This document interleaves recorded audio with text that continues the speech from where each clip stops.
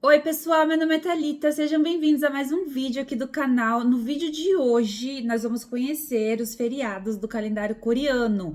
Quantos e quais os feriados eles comemoram? Será que tem muita coisa diferente do nosso?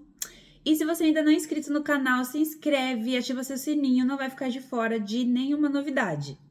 Hear me out, hear me out. If all the things you never show, there are. No Brasil, nós temos 13 feriados e na Coreia nós temos 12. O primeiro feriado é dia 1º de janeiro, é feriado mundial. O planeta inteiro descansa depois de comemorar a chegada do Ano Novo. Aqui na Coreia também. O segundo feriado é o Solnal, é o primeiro dia do ano do calendário lunar. Esse ano caiu do dia 9 ao dia 12 de fevereiro. Esse feriado acontece em fevereiro e é um feriado prolongado de 4 dias. Mas dependendo do ano, ele muda um pouquinho a data. Então pode ser às vezes no meio de fevereiro ou no final de fevereiro, depende do ano, tá bom? Países ocidentais como o Brasil é sempre comemorado dia 1º de janeiro. A celebração do Ano Novo Lunar é variável, acontece entre dia 21 de janeiro e 20 de fevereiro, que corresponde ao período que ocorre a primeira lua nova. Eu já postei um vídeo de como os coreanos comemoram o Ano Novo Lunar. Eu vou deixar o link nos cards e na descrição, ok? O terceiro feriado acontece dia 1º de março. Nesse dia, eles comemoram a declaração de independência da ocupação japonesa na Coreia. O governo designou esse dia como feriado nacional em 1949. O quarto feriado acontece dia 10 de abril, dia da eleição para a Assembleia Nacional no Parlamento coreano. Os membros do parlamento servem em um mandato de 4 anos. A legislatura tem atualmente 300 lugares, do qual 243 são eleitos pelo povo, e o restante são distribuídos por votos de representação proporcional. Então, dia 10 de abril é dia de votação, feriado total. No Brasil, em época de eleição, os eleitos vão pra rua, né, abraçar o pessoal, prometer um monte de coisa e faz todo aquele vucu-vucu na rua.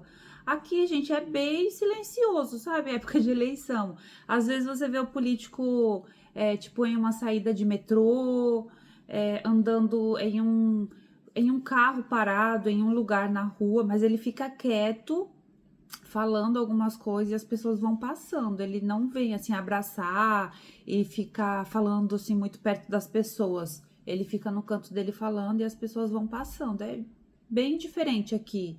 Aqui eles não dão muita audiência para político, não. E o quinto feriado do ano é comemorado dia 5 de maio, é Dia das Crianças. No Brasil, o Dia das Crianças é 12 de outubro, mas aqui na Coreia é 5 de maio. O sexto feriado acontece no mesmo mês, dia 15 de maio, o dia de Buda. É o maior feriado entre os eventos anuais budistas comemorativos. Esse dia também é comemorado na Índia e na China. Como vocês sabem, metade da população coreana é budista. Então, nesse dia, eles vão nos templos. Tem templos budistas aqui, gente, espalhados por todo lado, sabe? Tem muito mesmo. E aí eles vão fazer oferenda, rezar, prestar homenagens. É bem interessante. E é bem importante para eles esse dia. O sétimo feriado do ano é comemorado dia 6 de junho. É dedicado a todos aqueles que lutaram e sacrificaram as suas vidas na guerra. 6 de junho é designado como o dia do memorial. A comemoração não só abrange os soldados que morreram na guerra, mas também homenageia todas as almas daqueles que deram as suas vidas para proteger o país. O oitavo feriado, dia 15 de agosto, comemora-se a libertação da Coreia do Japão e o estabelecimento do governo coreano de 15 de agosto de 1948. Para promover o significado desse dia, as famílias em todo o país penduram uma bandeira da Coreia. E em setembro tem um feriado chamado Chuseok. Todo ano muda um pouco a data, pode ser no meio de setembro ou no final. O Chuseok refere-se à lua cheia do 8º mês do calendário lunar. marcando a agricultura e a colheita do ano. Então, as famílias se reúnem fazendo um banquete com fotos dos falecidos da família para agradecer pela colheita, por tudo que eles fizeram e por todo o legado que eles deixaram. Também oram por uma boa colheita no próximo ano, fazem referências aos antepassados, oferecem bastante coisas, comida, bebida, etc. Eu também fiz um vídeo sobre isso. É basicamente a mesma cerimônia que acontece no Ano Novo Lunar, tá? É basicamente a mesma coisa, só muda um pouco o significado, mas é a mesma coisa, a cerimônia. O Chuseok é o segundo feriado mais longo do ano, com 4 dias de feriado. O 10º feriado do ano é dia 3 de outubro, que é o Gecheonjol, que significa o dia que o céu se abriu. É um dia para comemorar a abertura da história do rei Dangun, que fundou a nação do povo coreano. E um pouquinho mais para frente, dia 9 de outubro, é o dia do Hangul. Hangul é o alfabeto coreano. Antes disso, os coreanos falavam coreano, mas escreviam mandarim, o alfabeto chinês. Com a invenção do Hangul, os coreanos se libertaram da inconveniência de ter que pegar emprestado o alfabeto chinês.